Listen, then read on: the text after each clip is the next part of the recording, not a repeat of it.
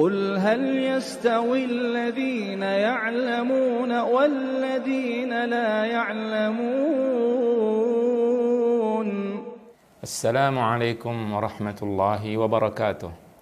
بسم الله الرحمن الرحيم. الحمد لله والصلاة والسلام على رسول الله وعلى آله وصحبه ومن والاه, amma ba'd. Pertama-tama saya ucapkan selamat datang di Madrasah Alimnil Islam atau di Madrasah Islamic Center Al-Kharj. Pelajaran kita kali ini adalah pelajaran fikih. Pelajaran yang akan kita pelajari adalah pelajaran fikih. Di dalam Islam, ilmu adalah suatu hal yang sangat dianjurkan untuk dipelajari, untuk dicari, untuk dimengerti. Allah Subhanahu wa taala menurunkan ayat yang pertama kepada Rasulnya sallallahu alaihi wasallam dengan firman-Nya, "Iqra bismi rabbikal ladzi khalaq." Bacalah dengan nama Allah yang menciptakan. Dan Allah berfirman di dalam Al-Qur'an, "Yarfa'illahu alladhina amanu minkum walladzina utul ilma darajat." Allah Subhanahu wa taala mengangkat derajat orang-orang yang beriman di antara kamu. Di antara orang beriman di antara kamu dan orang-orang yang berilmu dengan derajat yang banyak.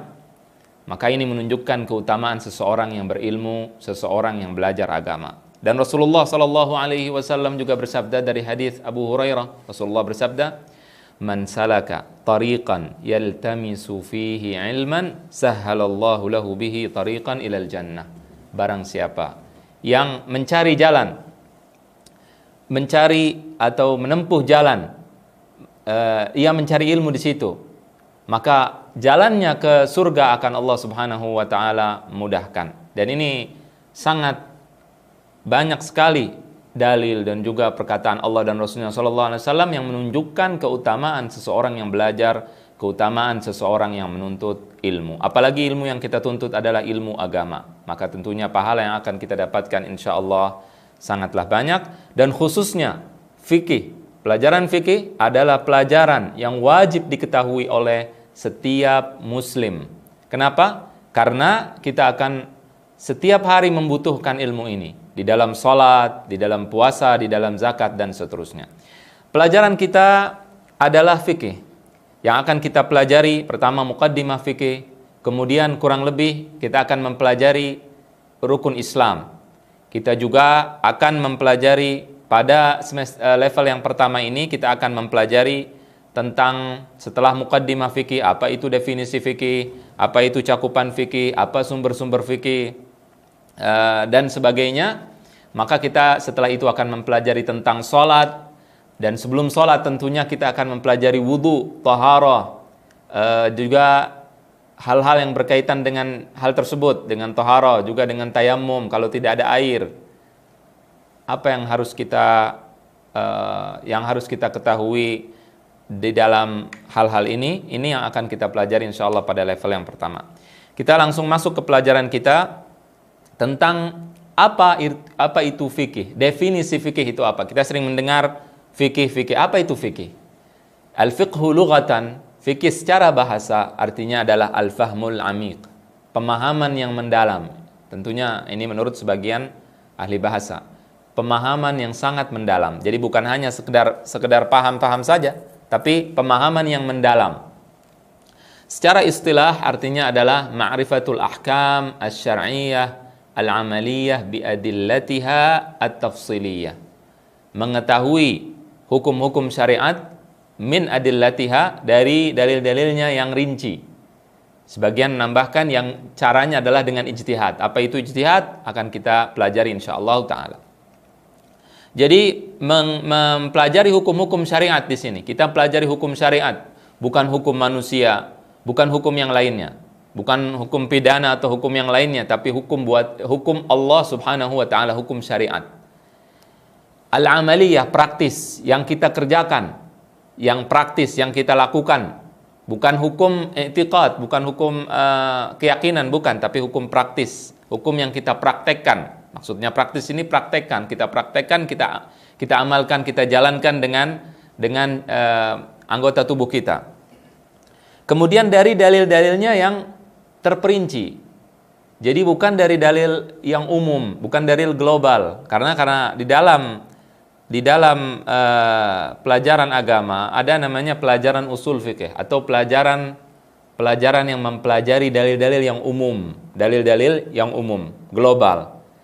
Al-amru lil wujub, perintah untuk menunjukkan kewajiban. Itu bukan pelajaran fikih, tapi pelajaran global, pelajaran yang namanya usul fikih dan dalil-dalilnya dari dalil yang umum. Jadi ketika dikatakan perintah itu wajib, itu umum.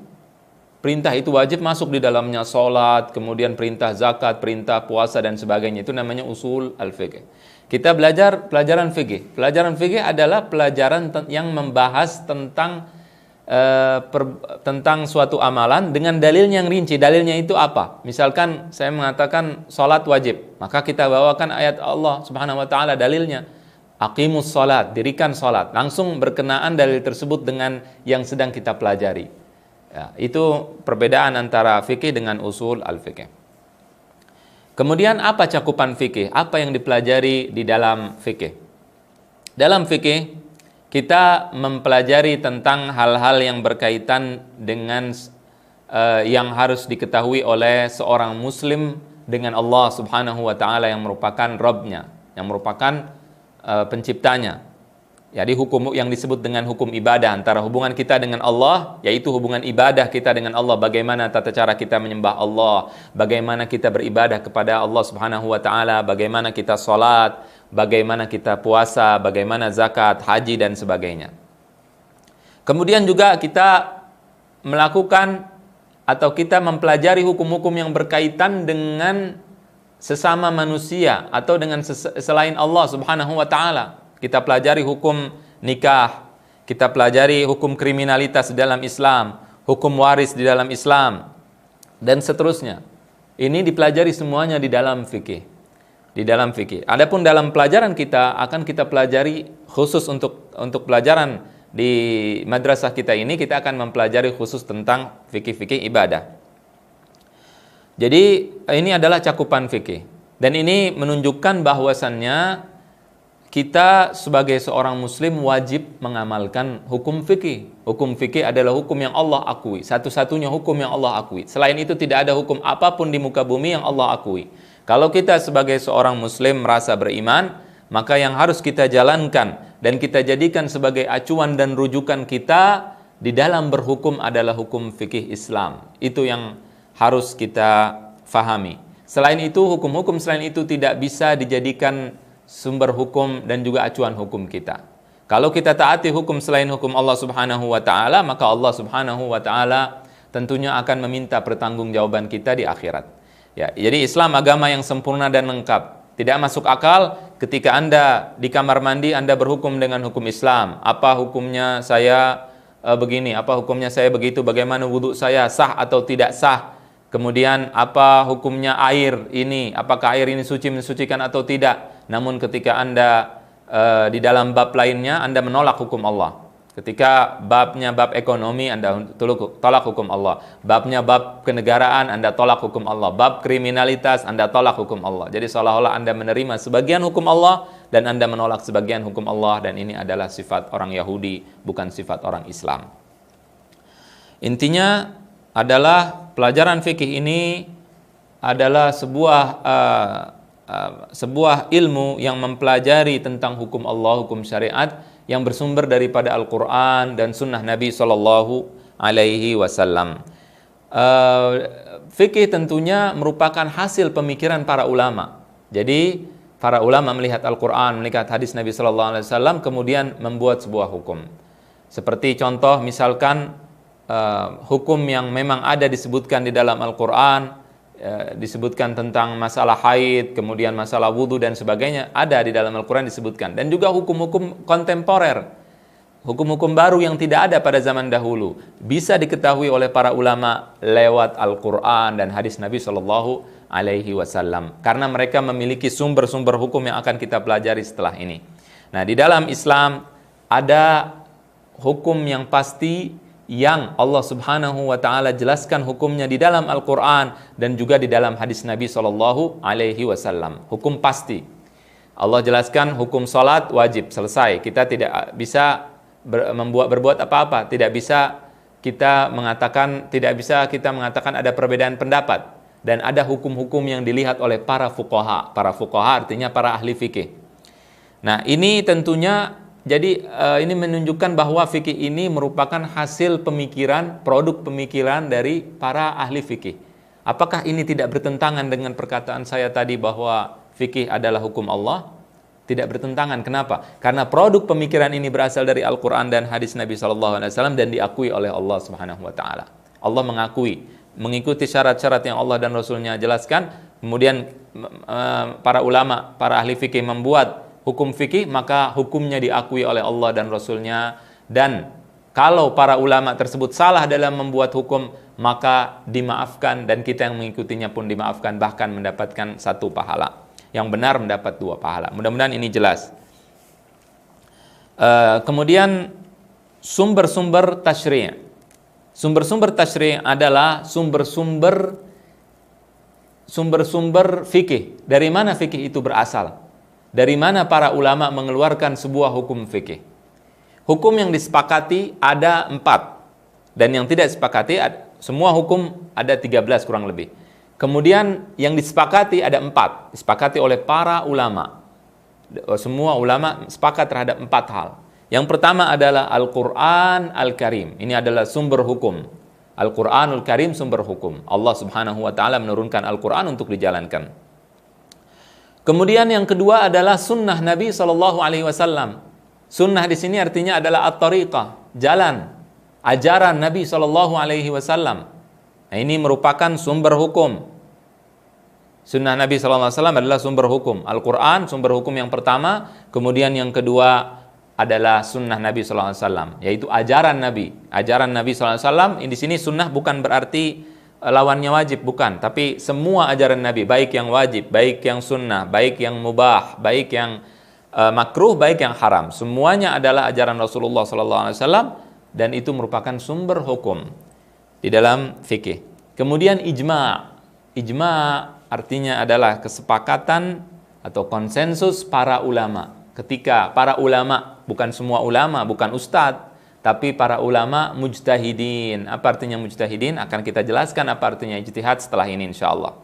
Tapi ya, ulama mujtahid adalah ulama yang telah sampai keilmuan yang luar biasa. Kalau zaman sekarang mungkin dikatakan profesor, ya, sampai kepada keilmuan yang luar biasa. Kemudian mereka bersepakat atas suatu hukum. Salat 5 waktu hukumnya wajib. Nah, hukumnya menolak ijma', hukum menolak daripada konsensus ulama tidak boleh, hukumnya haram, tidak boleh. Ya, ijma' secara urutan nomor 3. Namun di dalam prakteknya ijma' itu nomor 1. Kenapa? Karena ijma' itu kesepakatan ulama, pasti ada sumber dari Al-Quran dan sunnahnya, pasti. Namun tidak multitafsir, tidak memiliki arti yang banyak. Artinya satu dan mengikat.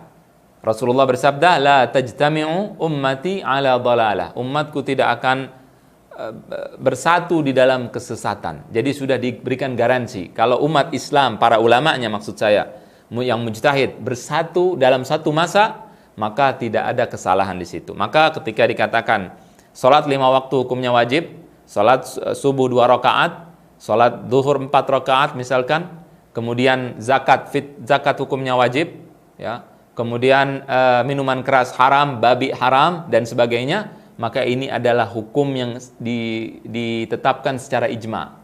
Dan kalau ada orang menyelisihi ijma' tersebut, maka ia adalah orang sesat.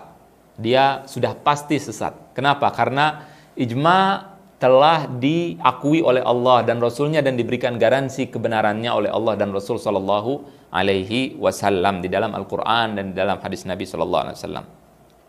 Kenapa saya katakan nomor 1? Karena Al-Quran kadang-kadang multitafsir. Tidak semua ayat Al-Quran itu semuanya tafsirnya satu. Tidak, makanya terjadi perbedaan. Sunnah pun seperti itu, sunnah Nabi atau hadis Nabi Sallallahu Alaihi Wasallam. Adapun ijma' sudah tidak ada tafsiran berbeda. Harus satu tafsirnya karena mengikat. Kemudian yang berikutnya adalah al-qiyas. Apa artinya al-qiyas? Al-qiyas adalah membandingkan suatu hukum yang serupa dan mirip dan sama, kemudian dibuat hukum yang sama. Jadi misalkan narkoba zaman Rasulullah tidak ada. Rasulullah tidak pernah mengatakan narkoba haram misalkan. Maka ketika kita lihat dia mirip dengan khamar, dengan minuman keras, maka dicari kesamaannya kemudian diberikan hukum yang sama. Itu contoh. Ya, dan sebagainya. Jadi ini adalah 4 hal yang disepakati. Ada hukum lain yang tidak disepakati, dan inilah yang menyebabkan sebagian perbedaan pendapat ulama. Kita ketahui ada 4 madhab di dalam Islam, di dalam fikih Islam. Apa itu 4 madhab? Kemudian kenapa mereka berbeda? Akan kita pelajari insya Allah pada pelajaran selanjutnya. Ya, jadi intinya ada perbedaan-perbedaan pendapat para ulama di dalil-dalil berikutnya. Namun semua dalil tersebut mengacu kepada Al-Quran dan mengacu kepada sunnah Nabi SAW. Allahu a'lam, mudah-mudahan ini jelas dan mudah-mudahan Allah Subhanahu wa taala memberikan kita hidayahnya dan juga memudahkan semua yang kita pelajari insyaallah taala. Demikian wa sallallahu wasallam ala nabiyyina Muhammadin wa ala alihi wa sahbihi wasallam. قل هل يستوي الذين يعلمون والذين لا يعلمون